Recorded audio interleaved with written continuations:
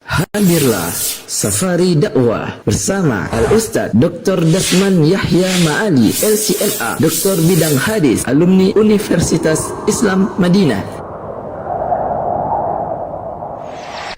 Majtama'a qaumun fi baitin min buyutillah yatluna kitaballah wa yatadarasunahu fima bainahum illa nazalat alaihimus sakinah wa ghasyiyatuhumur rahmah wa haffat bihimul malaikah wa dzakarahumullahu fiman indah. Tidaklah suatu kaum duduk di salah satu rumah Allah membaca ayat-ayat Allah dan sama-sama mempelajarinya kecuali turun kepada mereka as-sakinah, ketentraman dan kenyamanan, wa ghasyiyatuhumur rahmah, dan mereka diliputi pula oleh rahmat, kasih sayang dari Allah Subhanahu wa taala, wa haffat bihimul malaikah, dan mereka pun dikelilingi oleh para malaikat, karena malaikat suka majlis-majlis zikir dan ilmu.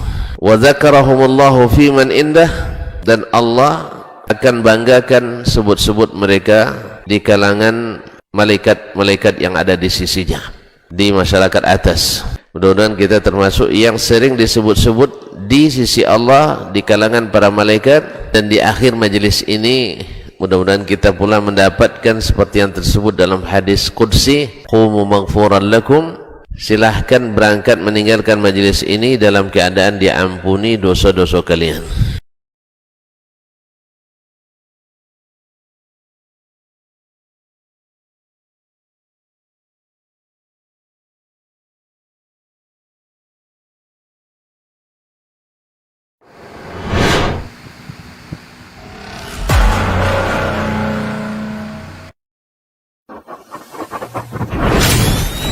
Robbani, merajut ilmu dan peradaban.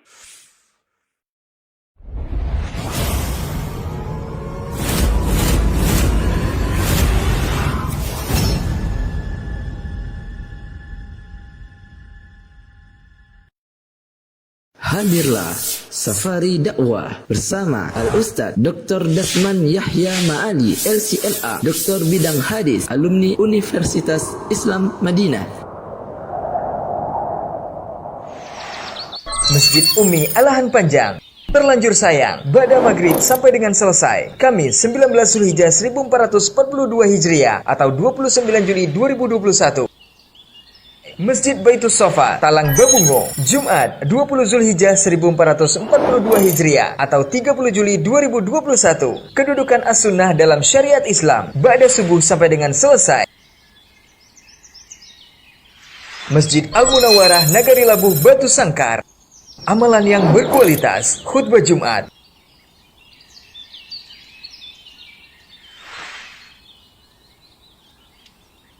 Masjid Jami' Batu Sangkar,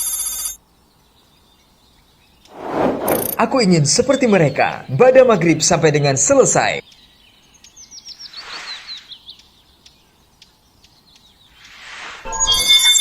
Masjid Nurul Falah Lima Kaum Batu Sangkar, Sabtu 31 Juli 2021, Pemuda Sejati, Ba'da subuh sampai dengan selesai.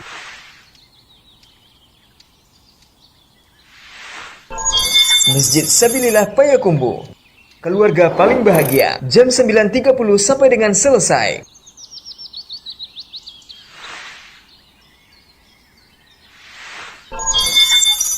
Masjid Al-Fat Payakumbuh, jihad terbaik adalah menuntut ilmu, Ba'da zuhur sampai dengan selesai.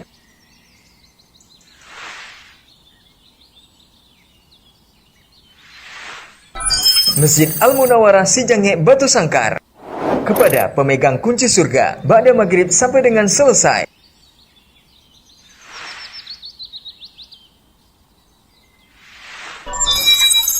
Masjid Rau-Rau Batu Sangkar, Ahad 1 Agustus 2021, tentukan pilihanmu, Ba'da subuh sampai dengan selesai.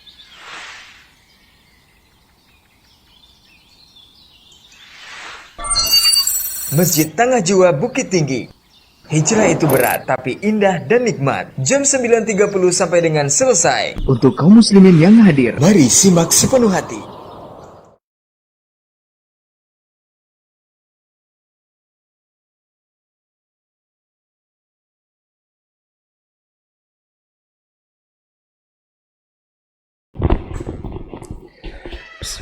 Assalamualaikum warahmatullahi wabarakatuh.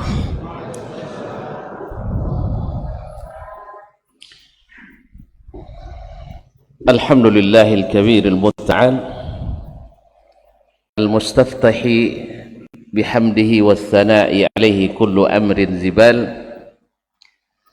Ahmaduhu subhanahu wa ta'ala wa ashkuruhu wa usabbihu lahu bil ghuduwi wal asal. ثم أصلي وأسلم على نبينا محمد كريم الخصال عظيم الفعال وعلى آله وأصحابه ومن تبعهم بإحسان إلى يوم المآل. ثم أما بعد، معاشر الكرام, bapak-bapak dan ibu-ibu, saudara-saudara dan saudari, serta adik-adik dan anak-anak, para alim ulama, cerdik pandai, tokoh adat, tokoh masyarakat, yang besar tak saya sebut gelar, yang kecil tak sebut nama, tapi semua kita adalah ibadullah, hamba-hamba Allah. Pada kesempatan ini kita kembali diizinkan Allah berada di tempat yang mulia ini. Dari sekian banyak umat Islam, kita alhamdulillah diizinkan menjadi tamu Allah yang Maha Pengasih, yang Maha Kaya, yang Maha Pemurah.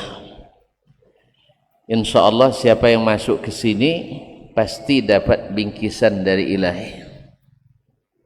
Mudah-mudahan di akhir pertemuan kita nanti dikatakan kepada kita, qumu maghfuran lakum, berdirilah kalian, berangkatlah kalian dalam keadaan diampuni dosa-dosa kalian.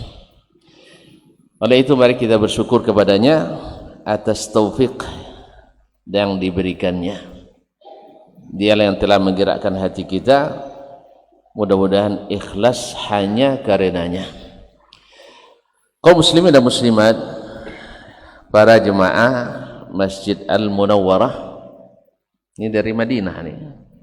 Nah, Al-Munawwarah yaitu kampung yang bersinar, bercahaya, jorong si jange. Berarti banyak kerupuk jange. Masya Allah. Jorong Sijange, Kabupaten Kecamatan Sungai Tarap. Ini ada orang Sungai Tarap kepada kita beriman dan berislam, sehingga yang sedikit dari kita Allah tumbuhkan sebesar bukit. Yang salah pun Allah maafkan bila kita segera minta maaf. Oleh sebab itu jasanya kepada kita tak terkira dan terhingga. Oleh itu mari kita senantiasa berselawat dan salam kepadanya. Semoga dengan demikian kita senantiasa mendapatkan ampunan rahmat dari Allah, serta diizinkan mendapatkan syafaat Rasulullah pada hari kiamat nanti. Amin. Kaum muslimin dan muslimat dirahmati Allah, kita sungguh beruntung di saat Allah mudahkan mengucapkan, meyakini dan mengamalkan kalimat la ilaha illallah Muhammadur Rasulullah, yang disebut sebagai miftahul jannah, kunci surga. Padahal kita tidak ada hubungan sedikit pun dengan Nabi, dari sisi nasab, dari sisi bangsa, suku. Beliau orang Arab, kita orang Sungai Tarap. Ya. Beliau hidungnya mancung, kita Hah? Kata orang kita bangir lah ya, tidak usah pesek lah, Masya Allah. Beliau kalau makan daging pakai roti, kalau kita makan roti pakai daging, ya tak? Subhanallah. Tetapi Allah mudahkan untuk mengucapkannya, Allah mudahkan mendapatkannya. Padahal orang yang paling dekat dengannya, yang berjasa baik kepadanya dan sangat mengharapkannya, pamannya ada di sana, Abu Lahab, yang sangat bersenang dan bergembira menyambut kelahiran Nabi alaihi salatu wassalam, bergembira menyambut kelahiran Nabi alaihi salatu wassalam, sampai-sampai dia memerdekakan hamba sahayanya Thuwaibah, yang kemudian menjadi ibu susuan Nabi alaihi salatu wassalam. Dia merdekakan, dia budak asalnya, tetapi karena dia yang pertama menyampaikan berita kelahiran baginda Rasulullah sallallahu alaihi wasallam, maka dia serta-merta memerdekakan hamba sahaya tersebut, saking gembiranya dengan kelahiran anak yang bernama Muhammad sallallahu alaihi wasallam ini. Cuman sayang, beribu sayang, dialah pula yang paling pertama menentang kerasulan Nabi kita alaihi salatu wassalam. Gembira dengan kelahirannya, tapi tidak bergembira dengan kerasulannya. Gembira dengan lahirnya anak saudaranya, karena Abu Lahab dikenal paling mirip dengan ayah Nabi alaihi salatu wassalam, sehingga disebut dengan Lahab. Lahab itu artinya jilatan api, karena mukanya bercahaya, mukanya putih bersih, dan sangat mirip dengan ayahanda Nabi alaihi salatu wassalam. Ayah Nabi siapa nama? Nah, saya kira dah lupa pula. Alhamdulillah. Jadi namanya Muhammad bin Abdullah bin Abdul Muttalib. Teruskan. Habis sampai di situ. Baik. Ma'asyiral kiram dirahmati Allah. Dia yang paling mirip. Makanya dia sangat sayang kepada ayah Nabi Abdullah, dan sangat sayang pula kepada anaknya Abdullah, yaitu Muhammad, Sayyiduna Muhammad sallallahu alaihi wasallam. Tapi dia tidak beruntung mendapatkan karunia ini. Tak sanggup mengucapkan kalimat asyhadu an la ilaha illallah wa asyhadu anna Muhammadar Rasulullah. Tak sanggup dia lakukan. Dan kita dimudahkan, alhamdulillah. Kita dimudahkan memegang kunci ini, kunci masuk surga. Ma'asyiral kiram dirahmati Allah. Dan lebih sedihnya Nabi kita alaihi salatu wassalam, kalau Abu Lahab memang sejak awal ketika Nabi dapatkan perintah fasda' bima tu'mar wa arid 'anil musyrikin, kumandangkan seruan yang diperintahkan kepadamu dan berpalinglah dari orang-orang musyrikin, atau ayat wa anzir ashiratakal aqrabin, Nabi memanggil orang-orang suku Quraisy di atas bukit Safa, lalu menyampaikan mereka, lihat dulu kepercayaan mereka ke Nabi alaihi salatu wassalam. Andainya saya memberitahukan kepada kalian pada hari ini, di balik gunung ini ada musuh yang akan siap menyerang kalian tiba-tiba, akuntum musaddiqi, apakah kalian akan membenarkan diriku? Jawaban mereka serempak mengatakan, ma ahidna minkal kadhiba qad, kami tak pernah mendapatkan kamu berdusta selama ini.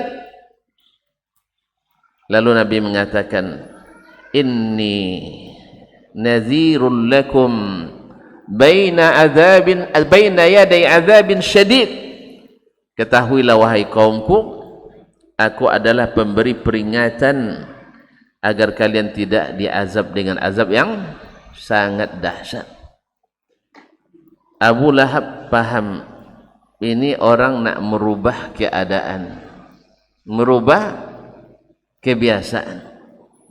Karena kalimat nazir, memberi peringatan. Kalau peringatan biasanya datang karena kesalahan atau karena kebenaran? Kamu saya peringatkan ya, karena benar itu karena apa? Karena salah. Maka kalimat nazir, mereka langsung paham, ini Muhammad pasti menyalah-nyalahkan. Ya memang mereka sudah salah atau belum? Mereka sudah salah karena jahiliyah. Makanya Abu Lahab tampil sebagai juru bicara jahiliyah, mengatakan, taballaka ya Muhammad, alihadza jama'tana. Kamu sungguh celaka hai Muhammad, rupanya untuk ini kamu mengumpulkan kami. La ilaha illallah.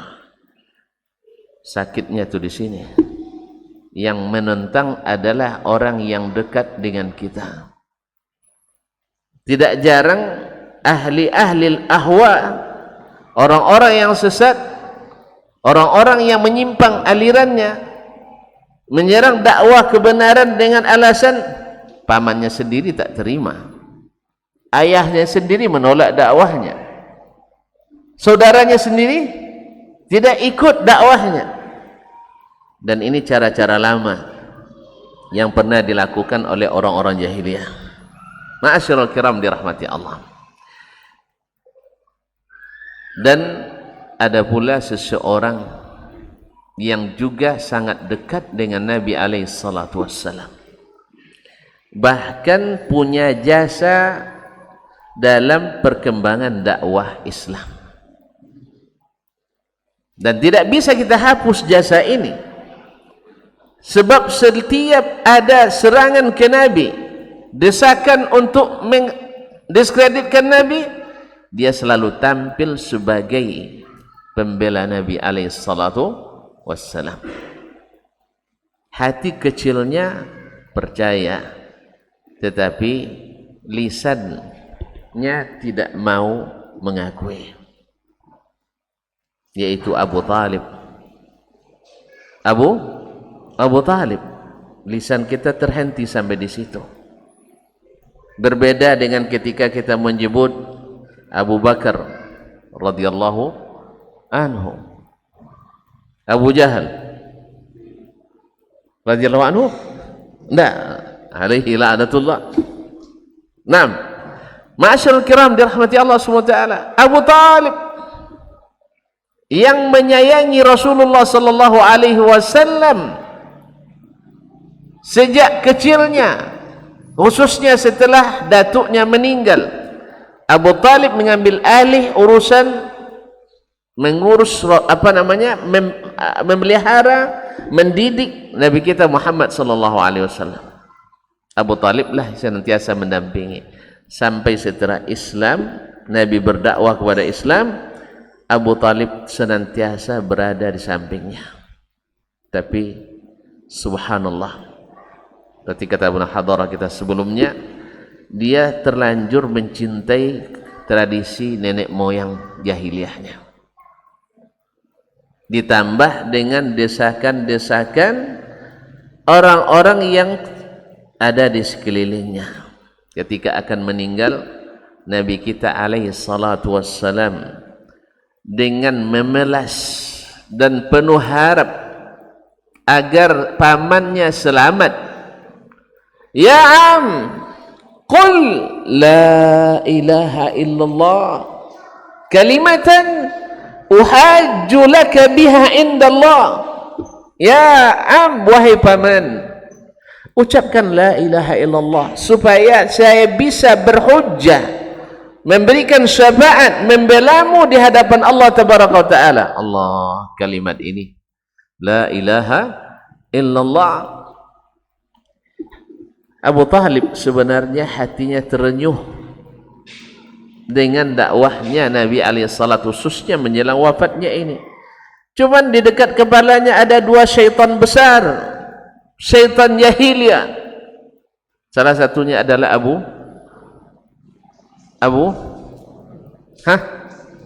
Talib ya? Bukan, Abu Jahal. Abu Jahal, atarghabu an millati Abdul Muttalib? Coba lihat kaum muslimin. Memangnya kamu nak menyesat-nyesatkan nenek moyangmu, datukmu, bapakmu Abdul Muttalib?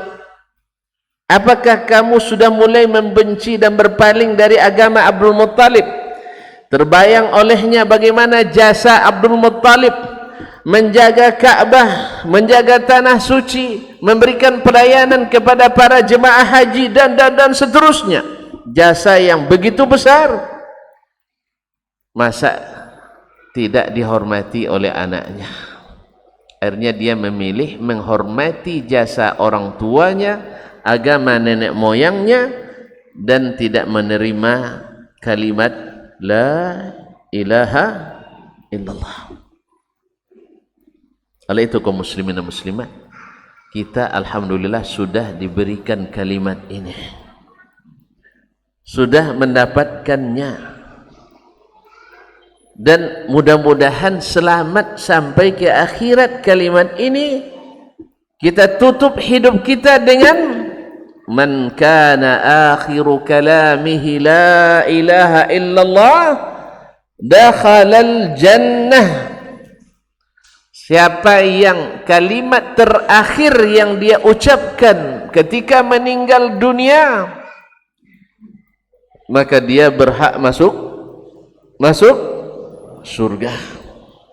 Oleh itu kaum muslimin dan muslimat dirahmati Allah, ini kalimat yang kalau ditukar dengan dunia dan seisinya, bahkan langit dan bumi dan seisinya selain Allah tabaraka wa taala, maka kalimat ini akan lebih berat. Kalimat ini akan lebih berat di timbangan Allah tabaraka wa taala. Karena subhanallah, karena mengucapkannya saja bagi Abu Talib berat, bagi Abu Lahab berat, bagi Abu Jahal berat, bagi kita ringan, Masya Allah. Lantas apa yang membuat mereka berat mengucapkan kalimat itu? Apa yang membuat mereka keberatan mengucapkan kalimat itu? Dan kenapa kita ringan mengucapkan kalimat itu? Tentu jawaban cepatnya kita katakan bahwasanya ini taufik dari Allah SWT. May yahdillahu fala mudhillalah. Tetapi ada landasan, ada alasannya. Karena mereka paham sepaham-pahamnya. Kalimat ini bukan kalimat ringan, bukan kalimat kosong, bukan tanpa konsekuensi, dan padat makna, bukan hanya sekedar mabna, bukan sekedar lafaz yang dilafazkan dan diulang-ulang, tetapi dia punya konsekuensi, sehingga mereka tidak siap untuk menerima konsekuensi tersebut. Ketika ditanyakan kepada seorang ulama tabi'in, Wahab ibn Munabbih rahimahullah, alaysat kalimatu la ilaha illallah miftahal jannah? Bukankah la ilaha illallah itu kunci pintu surga? Dia menjawab, bala, benar. Walakin hal hunaka miftahun bila asnan? Apakah ada anak kunci yang tidak ada gigi-giginya? Ada kunci yang besi lurus saja? Pasti ada giginya. Nah, inilah kalau antum idza ji'ta bimiftahin laysa lahu asnan la yuftah lak. Bila kau datang bawa kunci, lurus saja, tak ada gigir-giriginya, tak dibuka pintunya.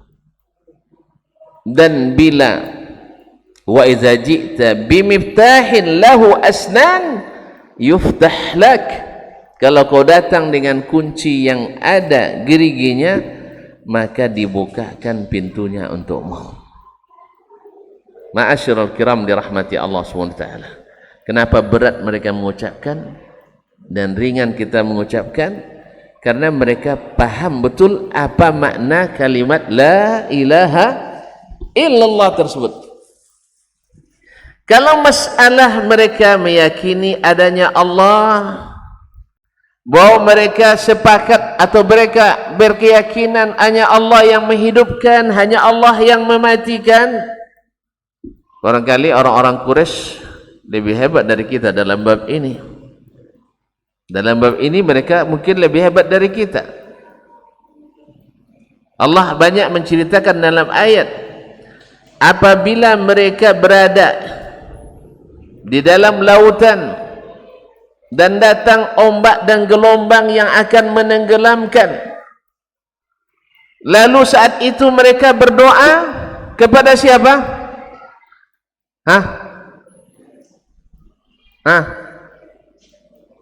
Da'ullaha mukhlishina lahuddin. Apabila mereka berada di dalam lautan yang penuh dengan gelombang yang akan menenggelamkan, mereka berdoa hanya kepada Allah tabaraka wa ta'ala. Sebagian kita kaum muslimin hari ini, bila dalam kondisi sulit, dia berdoanya kemana? Kadang-kadang cari kuburan wali keramat. Wali keramat. Atau ada yang mengatakan nanti kalau dalam keadaan sulit, ingat ustaz, ingat buya, ingat guru, ingat suhu. Bukan ingat Allah tabaraka wa ta'ala. Padahal orang jahiliyah lebih hebat dari bab ini dari sebagian kita. Ketika beberapa sahabat radhiyallahu ta'ala anhum setelah masuk Islam, mereka bercerita kelucuan dan kerancuan akidah mereka pada hari masa jahiliyah dulu. Dia bilang, dulu kita saking lucunya menyembah batu, kalau tak ada berhala dicari batu. Bila ditemukan batu yang lebih bagus daripada itu, dibuang yang pertama. Tuhan dibuang-buangnya. Iya. Yang lain bilang dulu ketika mau musafir dan harus bawa berhala, berat kalau dari batu dan kayu. Akhirnya dibuat dari bahan tepung.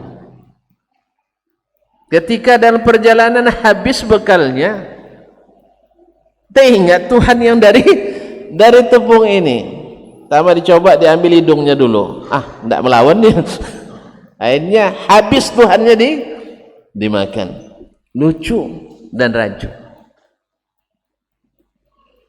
Ada lagi yang mengatakan, dulu di masa jahiliyah kamu menyembah berapa orang Tuhan? Dia bilang, saya menyembah 6. 5 di bumi, 1 di langit. Ini orang berdebat pula hari ini sampai tidak sedar selesainya.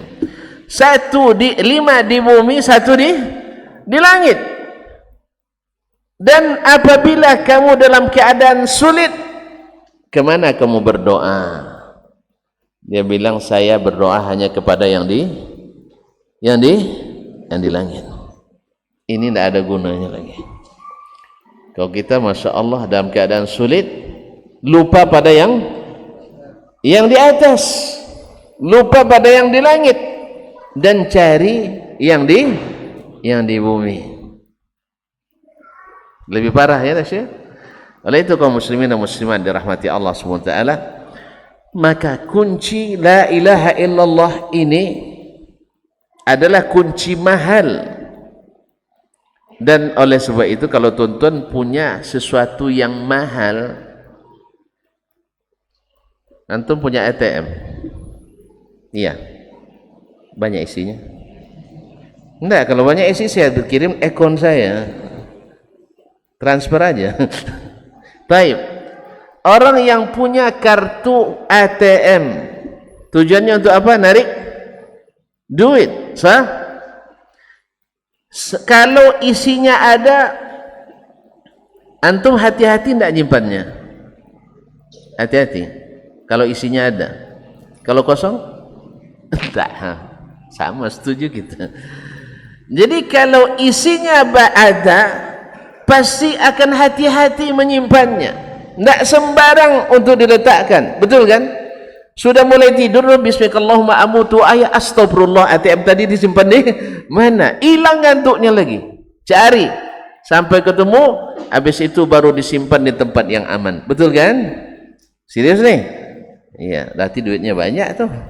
Nah, tapi kalau sempat ATM-nya kosong, duitnya tak ada, hati ingat ATM tadi letak dekat tempat sepatu, tak apa-apalah, ambillah, tak ada juga, ya kan? Ma'asyiral kiram dirahmati Allah. Demikian juga kalimat ini. Siapa yang kalimat la ilaha illallahnya berisi, maka dia akan hati-hati menjaganya. Tetapi siapa yang kalimat ini kosong, maka dia tidak akan hati-hati menjaganya. Baginya ada tidak adanya sama. Oleh itu ma'asyiral muslimin dan muslimat dirahmati Allah, kita dapatkan sebagian orang hanya karena jabatan dia jual akidahnya. Bahkan lebih parah dari itu, hanya dengan sebungkus atau sekarton Indomie dia bisa menjual kalimat ini. Betul kan?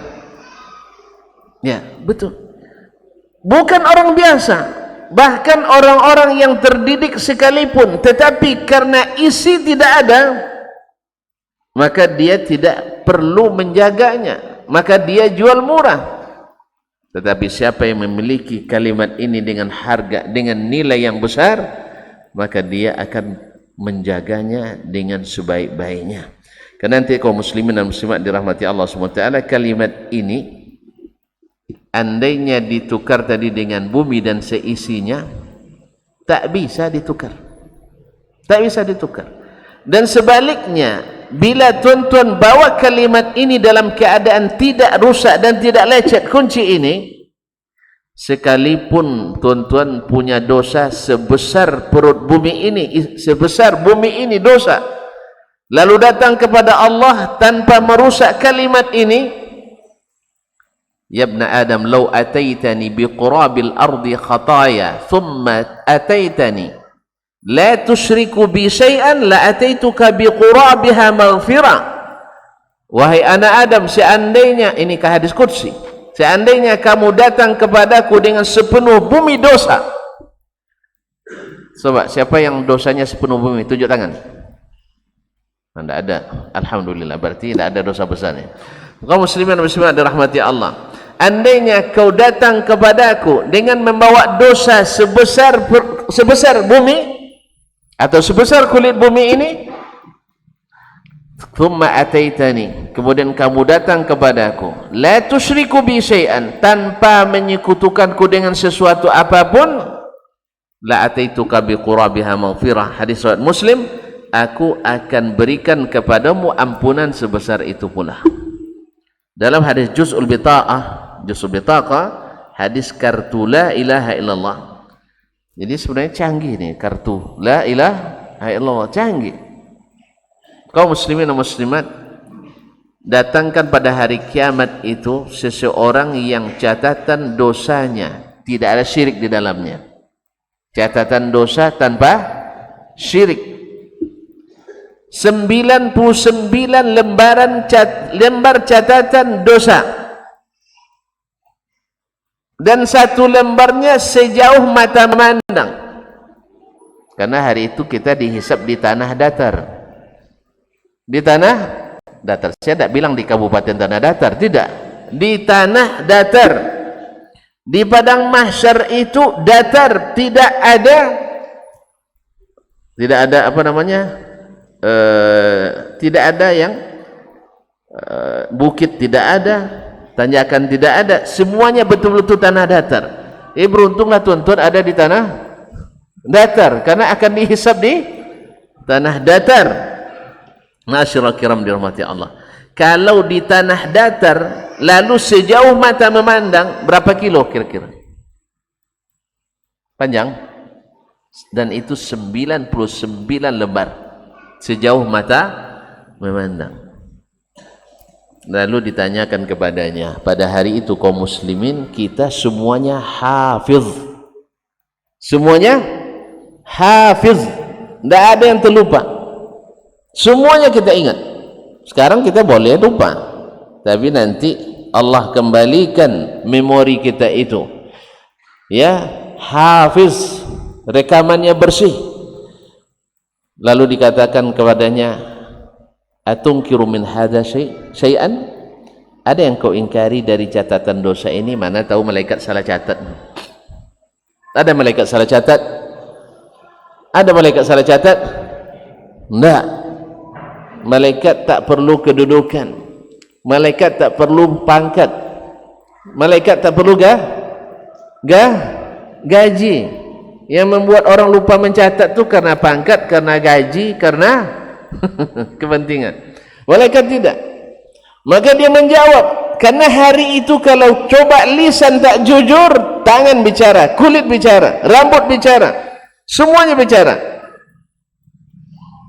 maka lisan nanti akan ditutup. Ma'asyiral kiram dirahmati Allah. Lalu dikatakannya, la, tak satu pun yang saya pungkiri, benar adanya ini dosa-dosa saya. Lalu ditanyakan kepadanya, halaka min khairin qat? Apakah kau punya kebaikan-kebaikan? Mendengar, mata melihat catatan sepanjang ini, dia punya kebaikan. Saya tidak ada kebaikan. La, saya tidak punya kebaikan sedikit pun. Allah, ya tak? Kalau tuan-tuan misalnya punya utang sebanyak-banyak orang di kampung ini berutang semuanya, lalu tidak bisa diingkari lagi. Punya duit hanya sekitar 2 juta di akun, berani bilang, oh duit saya banyak? Tidak bisa. Akhirnya, tidak, saya tidak punya kebaikan sedikit pun. Lalu Allah katakan kepadanya, bala indaka innalaka indana la khabi'ah, kamu punya simpanan di sisi kami, wa innaka la tuzlam, kamu tidak akan dizalimi. Ma'asyiral kiram dirahmati Allah Subhanahu wa taala, fa ukhrijat lahu bitaqah biha la ilaha illallah, lalu dikeluarkan baginya kartu bertuliskan la ilaha illallah. Lalu dia mengatakan, apa gunanya kartu ini dibanding catatan dosa yang sebanyak ini?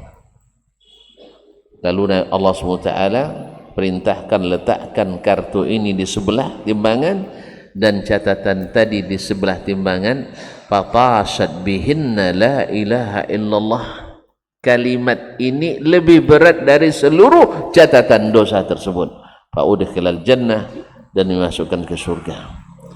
Hadis ini kaum muslimin dan muslimat menandakan besarnya makna kalimat la ilaha illallah. Berat, cuman tidak sembarang kalimat,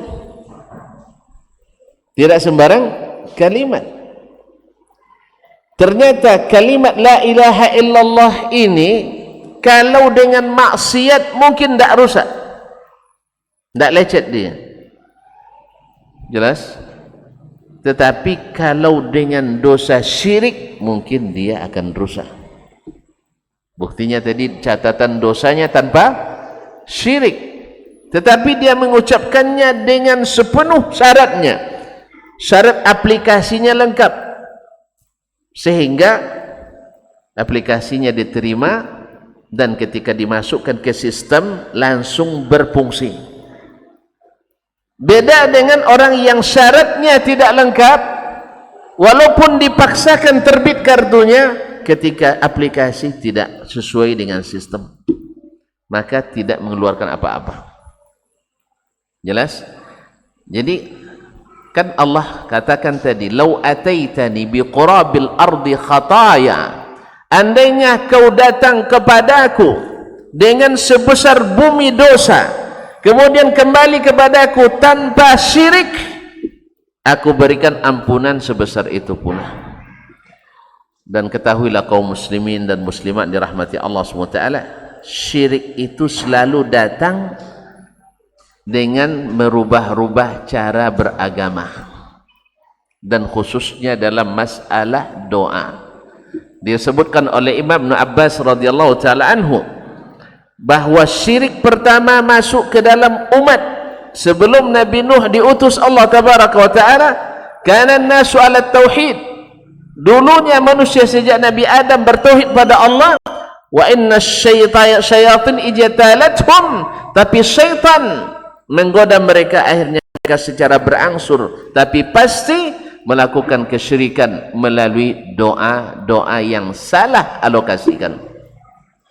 Oleh sebab itu sampai hari ini kebanyakan masalah juga lahir dari cara berdoa dan tempat berdoa dan sigat-sigat redaksi doa yang diberikan kadang-kadang bercampur antara doa kepada Allah dengan doa kepada selain Allah tabarak. Sederhana.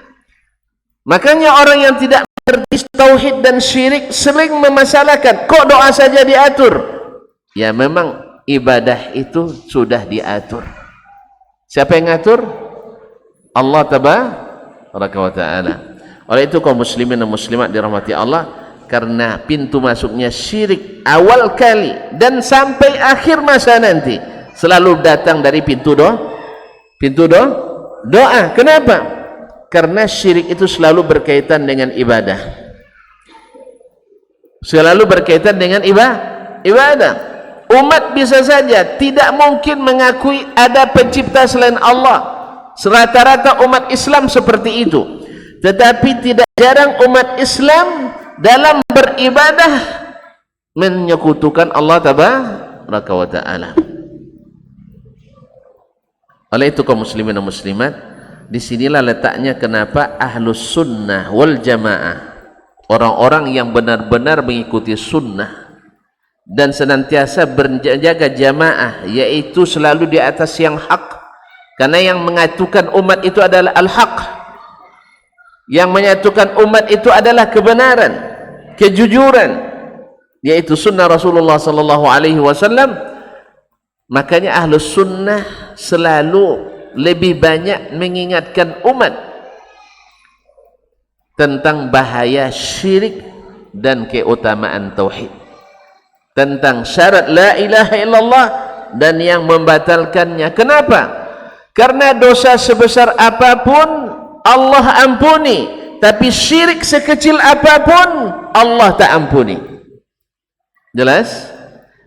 Syirik sekecil apapun tak diampuni, tetapi maksiat sebesar apapun akan ada peluang diampuni.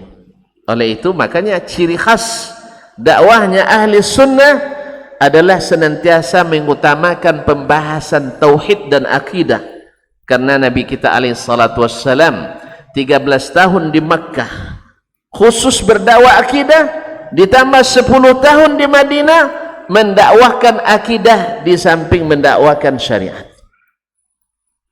Cuman sayang, beribu sayang, tidak sedikit kaum muslimin hari ini, bahkan para dai, menganggap membahas masalah akidah ini memecah belah umat. Inna lillahi wa inna ilaihi raji'un. Sebenarnya juga baginda Rasulullah SAW dulu ketika berdakwah dapat tuduhan yang sama, memecah belah umat.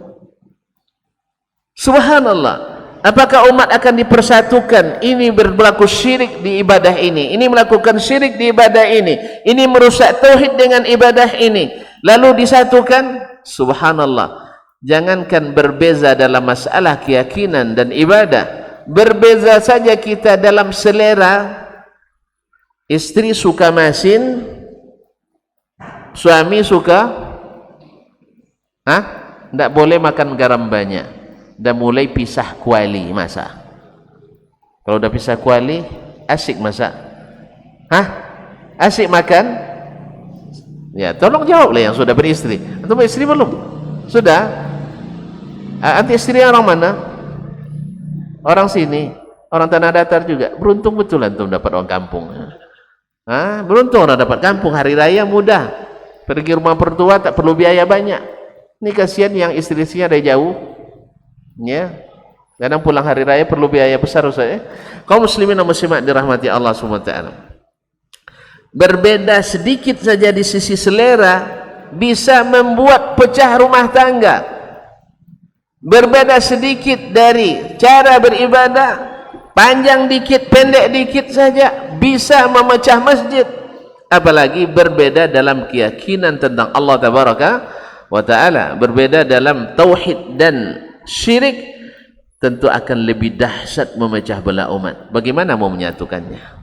Makanya Nabi kita alaihi salatu wassalam dan nabi-nabi sebelumnya khas atau mengkhususkan dakwah untuk meluruskan keyakinan, mengaplikasikan tauhid, melengkapi aplikasi kalimat la ilaha illallah supaya masuk dalam sistem dan bisa difungsikan mulai sejak kita hidup hari ini sampai di akhirat nanti.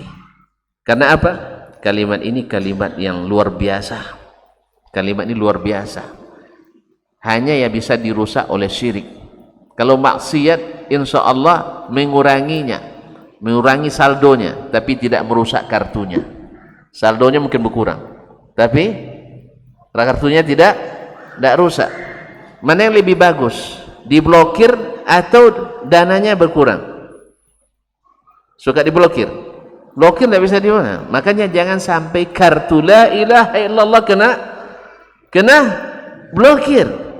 Maka jaga dengan baik-baik.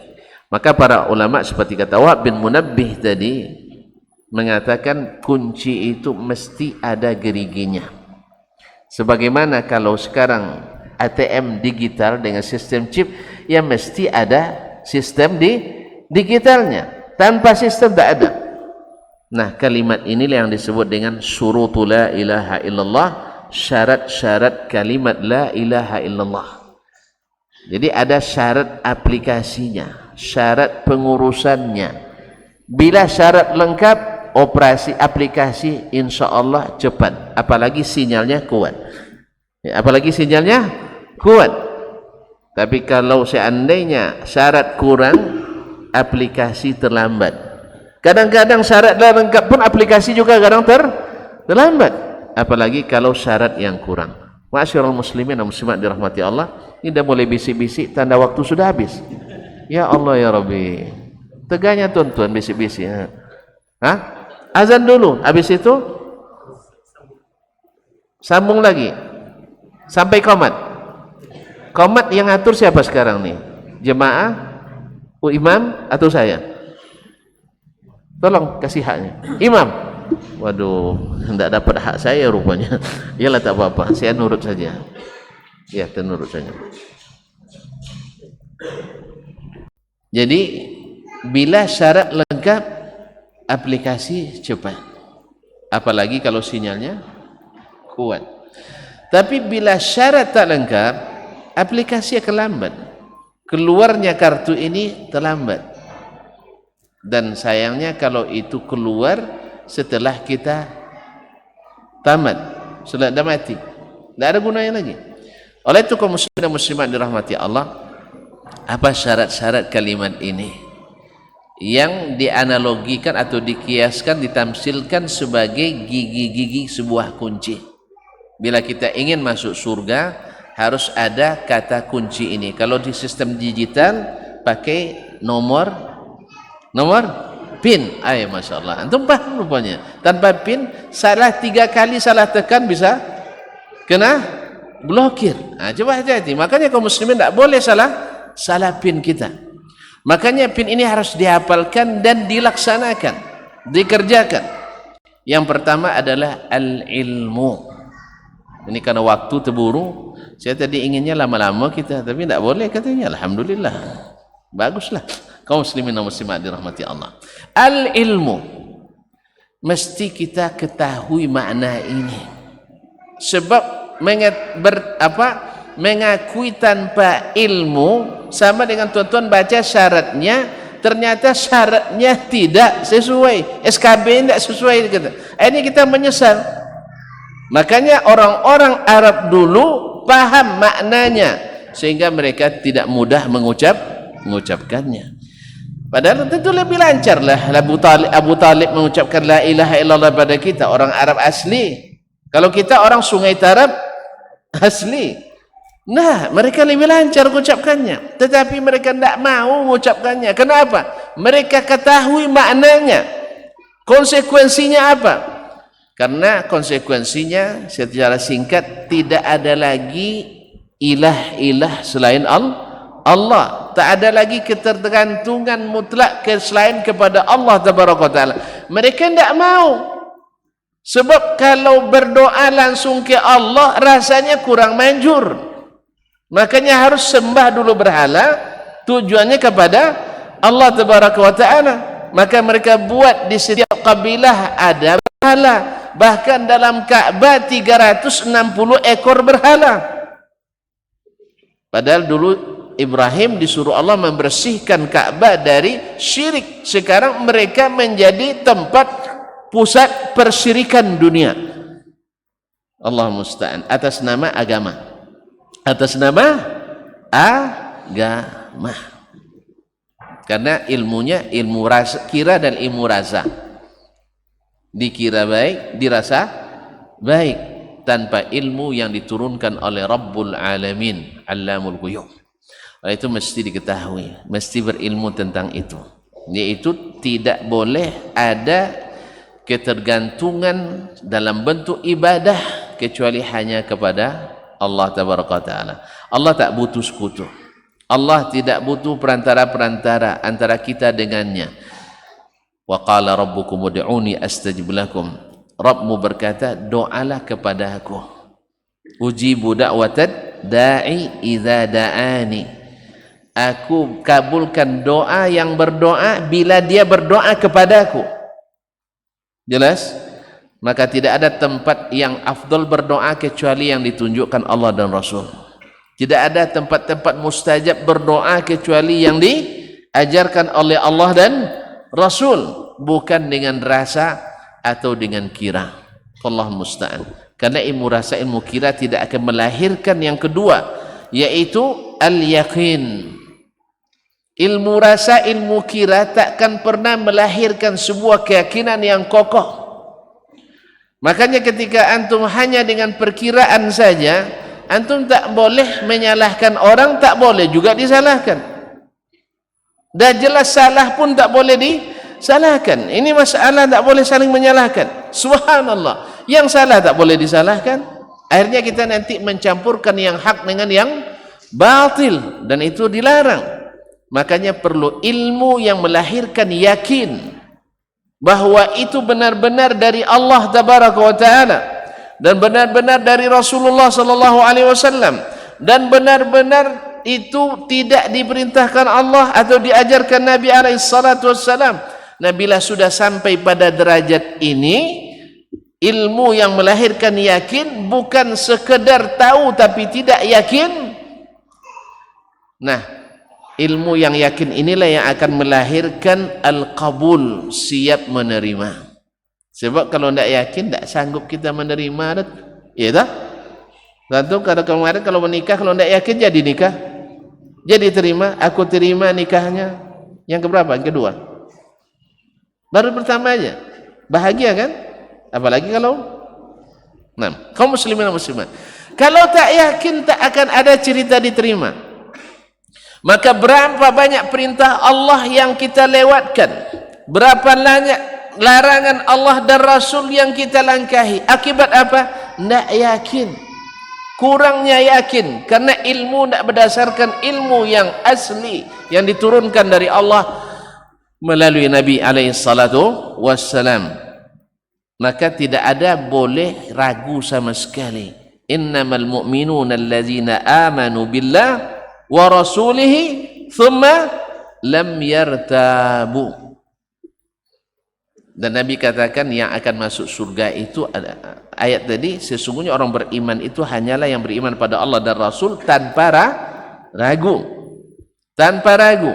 Berita tanpa ragu dia benarkan. Ini sebagian enggak. Ada berita dari Allah dan Rasul, saya pikir-pikir dulu. Saya pikir-pikir dulu. Masuk pikiran, terima. Tak masuk pikiran, ditolak. Akhirnya yang antum terima pikiran antum, bukan firman Allah Ta'ala, bukan sabda Rasulullah sallallahu alaihi wasallam. Kenapa? Seluruh yang tak sesuai pikiran ditolaknya. Yang sesuai pikiran pun belum tentu diterima. Ya kan? Oleh sebab itu kaum muslimin dan muslimat, ini orang peragu. Tetapi orang yang yakin asal berita dari Allah dan Rasul, dia yakini. Asal perintah dari Allah dan Rasul, dia yakini bahwa itu adalah yang terbaik baginya. Dia siap melaksanakan perintah dan siap meninggalkan larangan. Akhirlah al-qabul. Nah, seseorang kalau sudah ijab qabul, mesti inqiyad, tunduk dia. Antum setelah menerima nikahnya, antum tunduk padanya. Betul kan? Enggak juga? Ya akhi, antum kurang cinta. Kalau antum mencintai istri, antum mesti taat kepadanya. Ini bahasanya agak lain ya. Tidak ada suami yang tak taat istri akhi. Semua taat istri. Betul? Betul? Antum terlambat pulang risau kan? Kenapa? Kenapa risau?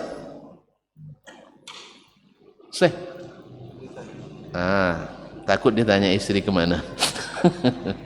Kaum muslimin, orang yang paling taat biasanya yang paling mencintai. Bila istri paling taat, dia paling mencintai suami. Bila suami paling taat, suami paling mencintai istri. Cuman yang terbaik adalah istri biasanya lebih mencintai suami. Sebab menurut ilmu percintaan, ini panjang lagi, ini mohon paham. Ilmu cinta itulah tentu tidak belajar tuh. Coba belajar ilmu cinta. Kalau perempuan menikah, mencintai seorang istri, seorang suami, biasanya tak ingat lagi yang lain. Catat ibu ya, pokoknya sudahlah, cintaku hanya untukmu. Ini pada umumnya. Tapi kalau laki-laki enggak. Kalau laki-laki dah istri satu, masih ingat? Masih ingat lagi. Makanya secara fitrah laki-laki itu memang punya cita-cita beristri 2, 3 dan 4. Itu fitrahnya. Cuman kalau ibu-ibu tak siap untuk itu, maka berfungsilah seperti 4 orang istri bagi suami. Jelas? Jadi pelajari seluruh karakter wanita yang membahagiakan suaminya, maka laksanakan seluruh sifat itu, insya Allah suami tak akan bakal ingat yang lain lagi. Karena fitrahnya, seperti kata Buya Hamka. Ini panjang lagi Ustaz. Nah, itulah masalahnya, antum kan waktunya kasih sedikit. Nah, baiklah kaum muslimin. Kata Buya Hamka rahimahullah ta'ala, hampir tidak ada suami kecuali ingin beristri lagi. Cuman rata-rata suami itu penyayang istri. Jadi karena takut hatinya terluka, biarlah dia pendam derita dalam hatinya. Hatinya menderita sebenarnya. Cuman karena sayang istrinya terluka, biarlah abang yang menanggung derita. Betul. Belahlah dadaku, akan terlihat itu. Kaum muslimin dan muslimat dirahmati Allah. Semuanya punya keinginan, iya kan? Ini ngangguk-ngangguk dari tadi lagi. Nah, bapak-bapak ada yang ngangguk tersipu malu, ada.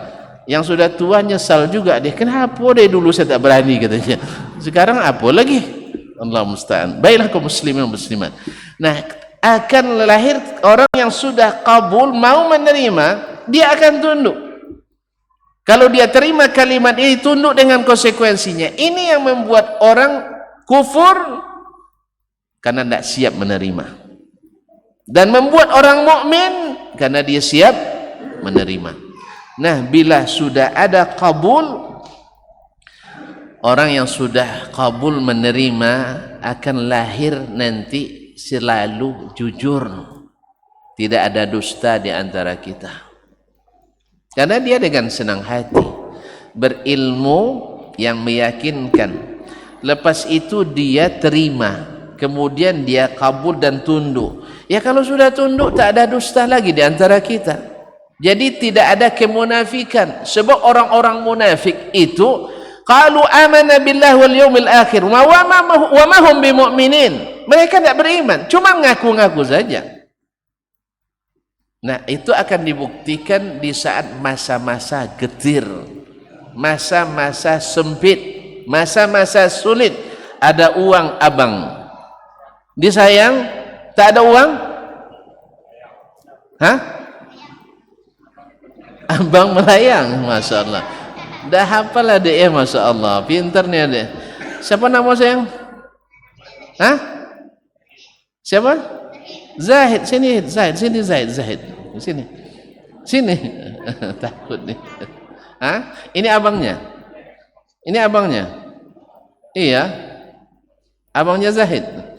Baik, sini bang, takut juga dia. Baiklah. Nah, kaum muslimin dan muslimat dirahmati Allah, ada uang abang disayang, tak ada uang abang melayang. Ada ketika dalam kondisi senang, Masya Allah, dia memuji-muji Allah. Tapi ketika diuji oleh Allah Taala, ujian sedikit saja, dia berpaling. Sebab apa? Karena ilmunya tidak di atas keyakinan, dan keyakinannya tidak melahirkan amal yang menerima dan tunduk kepadanya, sehingga kadang-kadang dia berdusta. Maka yang berhasil masuk surga dengan la ilaha illallah sidqan min qalbih mustaiqinan bihi qalbu, jujur dalam hatinya, yakin hatinya dengan kalimat ini. Kalau tidak, maka kalimat ini hanya in hiya illa kalimatun huwa qailuha, hanya dia ucapkan tapi tanpa makna. Ma'asyiral kiram dirahmati Allah Subhanahu wa taala. Kemudian kalau sudah jujur, lahirlah ikhlas. Ya Pak, karena antum dah kenal baik dengannya dan yakin akan kebaikannya, lalu menerima apa yang disampaikannya dan tunduk kepada aturannya dan selalu jujur dalam beragama dengannya, tentu antum ikhlas dalam segala tindak dan tanduk serta cakap dan tutur. Inilah rahasianya syarat-syarat ini dan saling keterkaitan. Dan bila sudah ikhlas, lahirlah cinta yang benar-benar suci. Sampai nanti antum merasakan jihad itu lebih manis daripada sedang duduk manis. Apa sebab? Karena la yu'minu ahadukum hatta yakuna Allah wa rasuluhu ahabba ilaihi min waladihi wa walidihi wan nasi ajmain.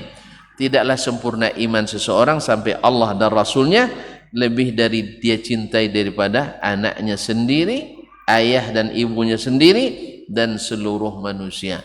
Nah, bila sudah seperti ini, zaqa ta'mal iman, akan merasakan manisnya iman orang yang man radiya billahi rabba, yang ridha Allah sebagai Rabbnya, wabil islami dina, dan Islam sebagai agamanya yang mengatur kehidupannya, wabi Muhammadin sallallahu alaihi wasallam nabiyya, dan ridha pula Muhammad sallallahu alaihi wasallam sebagai nabinya, akan terasa manis. Bagaimana manis itu? Seperti kata Imam An-Nawawi, manis iman itu adalah istilzazut ta'at, merasakan manis dan lezatnya berbuat taat.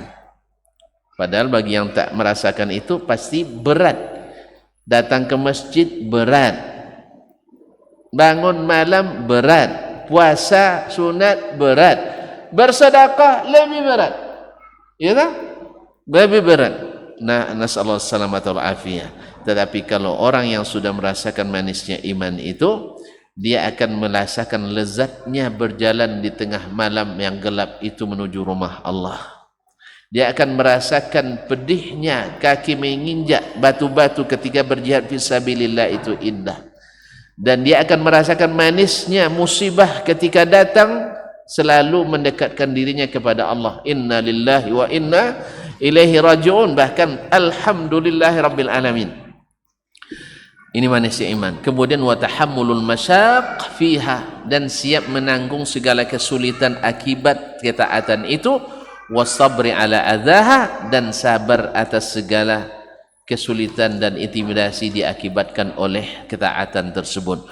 Dan inilah sebenarnya makna dari kalimat la ilaha illallah yang akan mengantarkan kita membuka pintu kunci surga, baik kunci model lama yang masih pakai gerigi atau kunci digital yang pakai nomor PIN atau passwordnya. Dan inilah passwordnya kaum muslimin. Maka pelajarilah, hafalkanlah, dan aplikasikanlah. Jangan terlambat dari sekarang, atau juga mungkin sudah dilaksanakan dari dulu. Perkuat, bersihkan terus, laksanakan terus, insya Allah maju terus menuju pintu surga Allah tabaraka wa ta'ala. Oleh sebab itu, orang yang tahu nilainya ini takkan sembarang mengeluarkannya kepada orang lain. Antum kartu ATM, kalau saya tanya berapa nomor PIN-nya, mau kasih tahu? Enggak ya? Ya, jangan beritahukan kepada, artinya jangan sebiarkan orang sembarangan mempermainkannya. Orang-orang yang tidak berkepentingan tak boleh untuk mempermainkannya. Jelas? Bahkan orang-orang bank sendiri tak boleh dikasih tahu kartu PIN-nya. Nah, inilah sebenarnya keikhlasan itu. Antum ikhlas menyembunyikan amal antum kepada Allah tabaraka wa ta'ala. Ketika dipuji tak meninggi, ketika tidak dipuji tidak tidak melakukan riyah di hadapan manusia. Allah musta'an wa alaihi tuklan. Semoga kita selamat menjaga kartu kita ini, kunci surga ini, dengan senantiasa berada di majlis-majlis ilmu yang asli yang diturunkan Allah tabaraka wa ta'ala, bukan hasil olahan manusia semata tanpa dalil, tetapi berdasarkan wahyu yang Allah turunkan dalam Al-Quran atau dalam sunnah Sayyid Waladi Adnan, Nabi kita Muhammad sallallahu alaihi wasallam. Barangkali sampai di sinilah, walaupun sudah melewati injury time, berlebih waktunya, saya mohon dimaafkan.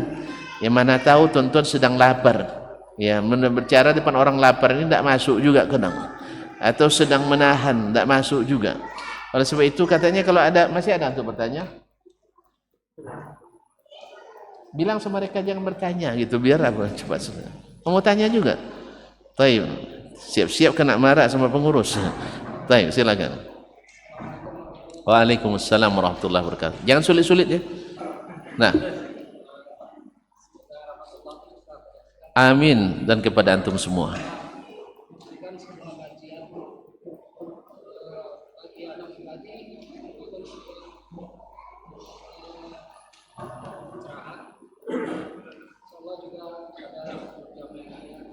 Amin.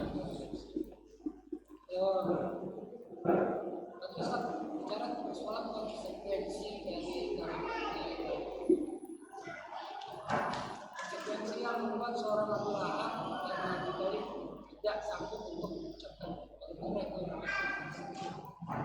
pasti sangat mudah. Lalu kajian ini memberikan kunci-kunci yang ternyata membuka pikiran kita tentang bagaimana sebenarnya harusnya bertauhid. Pertanyaannya adalah, dengan anggaplah hujah itu bersama bagian pribadi, bagian sebagian besar, sementara kata-kata konsekuensi yang harus kita terima ketika kita bertauhid, kita nggak pernah memahami konsekuensi itu. Bahkan bertauhidnya kita hanya berdasarkan keturunan, Islam kita hanya berdasarkan keturunan. Kita nggak pernah tahu konsekuensi bertauhid itu. Ternyata jika salah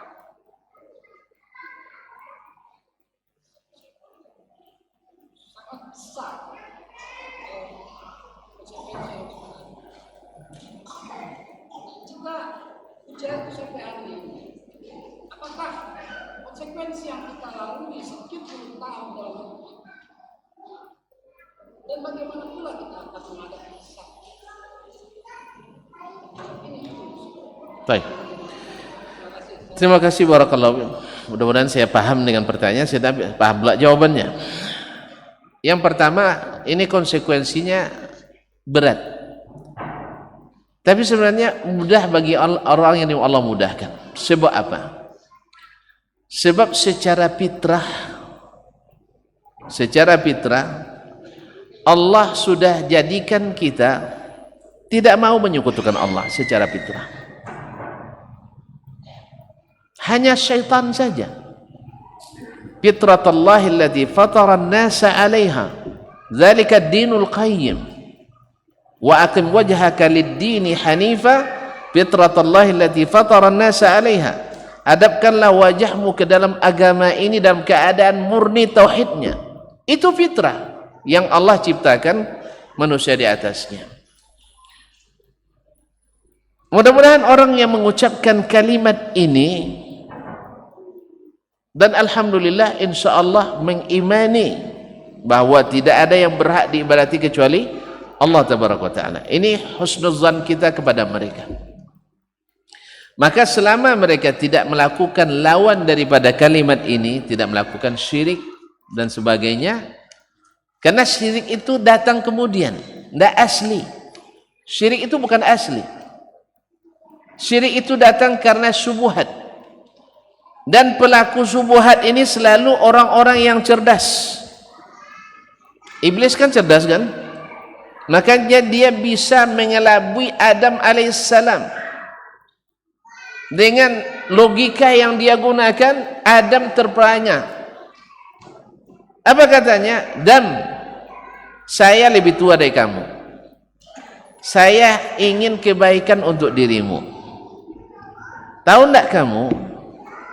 Allah larang kamu mendekati pohon khuldi itu. Rahasianya tahu enggak? Kan itu, Adam karena dia memang iblis lebih tua dari Adam.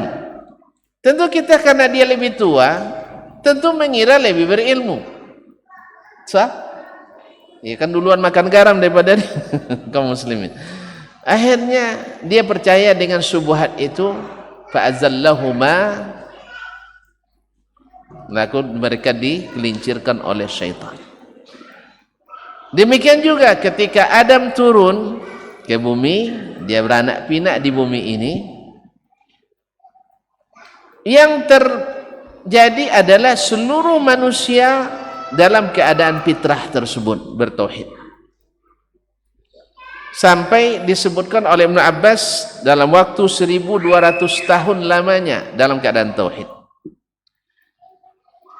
Karena apa? Adam memberikan ilmu ini kepada anak-anaknya. Tapi semakin ke ujung ilmu itu semakin menipis. Datanglah syaitan membujuk mereka. Masya Allah, seperti dulu orang tua kita dipedaya, sekarang sama lagi. Cuman beda redaksi. Kalian kan anak-anak orang soleh. Masa kalian seperti ini? Mabuk-mabukan, narkoba dan sebagainya. Lalu gimana? Nah, kalian pergilah buat di tempat-tempat kalian biasa berkumpul itu gambar-gambar orang-orang soleh kalian. Kita diceritakan surah An-Nuh itu. Ada Yaghuth, ada Ya'uq, ada Nasr dan seterusnya, ada 5 nama. Ini nama orang soleh. Buat gambarnya di situ. Lalu kenapa? Sebab kalau kalian lihat gambarnya, kalian teringat nih orang soleh, kalian akhirnya menjadi soleh lagi. Ini generasi pertama. Sudah mulai masuk langkah awal. Langkah kedua, datang lagi syaitan dalam bentuk syekh kiai. Jadi bukan tampilannya preman, setan itu enggak. Tahu dia bagaimana cara tampil.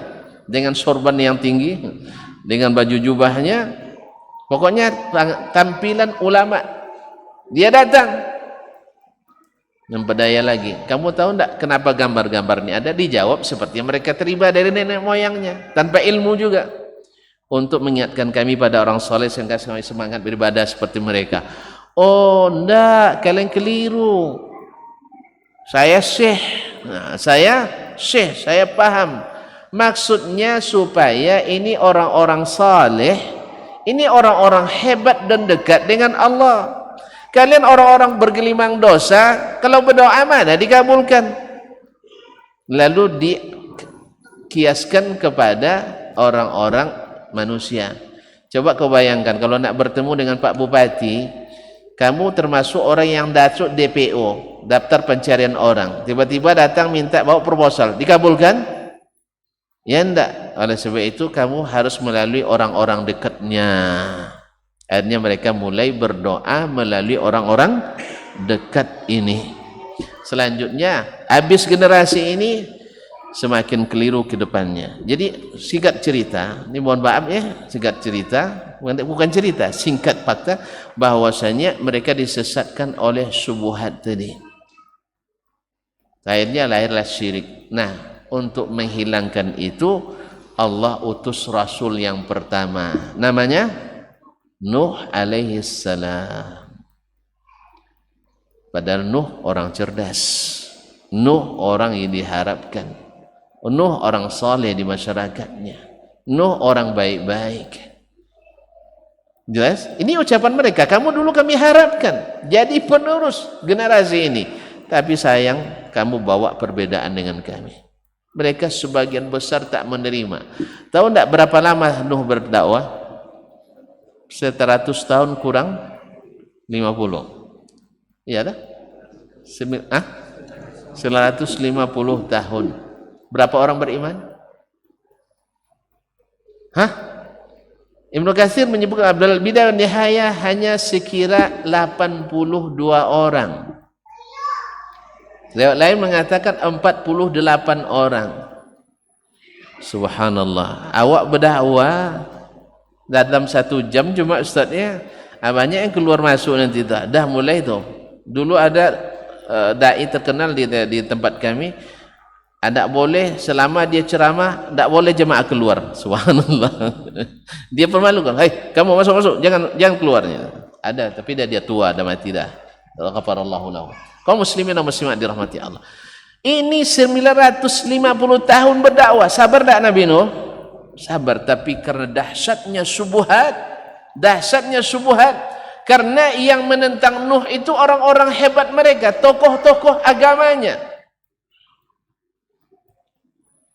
Kan kita lebih cenderung ikut orang yang berpangkat kan, yang bergelar kan, sehingga banyak pula ustaz sekarang nak nyambung kuliah supaya dapat gelar doktor LC MA. Padahal doktor itu kadang durian, LC laici, MA mangga. Allah musta'an. Ma'asyiral kiram dirahmati Allah. Oleh sebab itu, nah kalau tadi abang mengatakan bahwasanya bagaimana dengan orang-orang sebelum kita yang tidak sampai hujjah, kita mudah-mudahan berbaik sangka mereka di atas fitrah. Di atas fitrah yang mereka tidak tahu menahu tentang syirik dan tahunya hanya la ilaha illallah sebagai kalimat tauhid. Nah yang seperti ini mudah-mudahan menyelamatkannya. Yang sekarang kita yang masih hidup, agar kalimat ini kan masih perbedaan kan. Orang-orang yang hidup sebelum datang dakwah Nabi, seperti orang tua Nabi terjadi khilaf di surga atau neraka, kan tidak usah dibahas lah, bikin berdebat aja. Yang jelas sekarang kita yang masih hidup. Sebab kalau kita pikir orang-orang dahulu, ayah kita, mak kita, ini juga menjadi penyebab kita tak menerima dakwah. Betul? Ini menjadi penyebab. Alasan mereka, lalu ayah kami dulu gimana? Datuk saya gimana? Sesat mereka semua, masuk neraka semua. Tidak. Mudah-mudahan mereka masuk surga, diampuni Allah SWT. Tapi sekarang fokus pada kita yang masih hidup. Saya ingin lebih bermutu dan lebih dengan ilmu. Sebab sesuatu yang dengan ilmu lebih mahal daripada yang tidak berilmu. Orang bikin kerangka masjid atau kerangka rumah, sketsa rumah, kalau dia arsitektur, bayarannya lebih mahal daripada tukang kampung. Betul? Betul? Iya enggak? Lebih besar, lebih mahal. Apa sebab? Karena dianggap berilmu. Sah? Walaupun kadang pekerjaan kampung lebih bagus daripada insinyur itu. Orang insinyur apa nama sarjana pertanian kadang lebih dipercaya daripada orang kampung yang bertani. Padahal ketika sarjana pertanian ini tanam lado, Yang merah ada daunnya. Daun merah. Orang kampung tanam daun hijau, buahnya merah. Tetapi dengan ilmu kadang-kadang lebih diinikan, dihargai. Oleh itu kaum muslimin dan muslimat, sekarang kita upayakan supaya kita tidak tidak termasuk orang-orang yang tidak menjaga kualitas tadi. Ada pertanyaan sebenarnya, tapi apakah waktu masalahnya? Ya, kasihan saya. Ya, kasihan saya dari sebutan. Tapi kalau diizinkan, ya nanti ajalah dijawab sama yang di sini, karena ini jawabannya panjang. Ya, ini jawabannya panjang. Mohon maaf, saya tidak bisa jawab pendek-pendek ini. Saya targetkan setengah jam mungkin jawabannya. Kalau tuan-tuan masih kuat, saya jawab. Kalau tidak, saya serahkan kepada ustaz setempat. Ya, karena ini kalau jawab pendek nanti bisa salah paham saya. Saya mau jabarkan dan uraikan. Ini kebiasaan saya. Ya, takut nanti kalau jawabannya tak tuntas, nanti tambah masalah. Tambah masalah tuan-tuan yang payah nanti ngurusnya. Jadi saya serahkan kepada ustaz yang lain, insyaallah yang lebih sering di sini untuk menjawabnya. Wallahu taala alam. Wa sallallahu ala nabiyyina Muhammadin wasallam.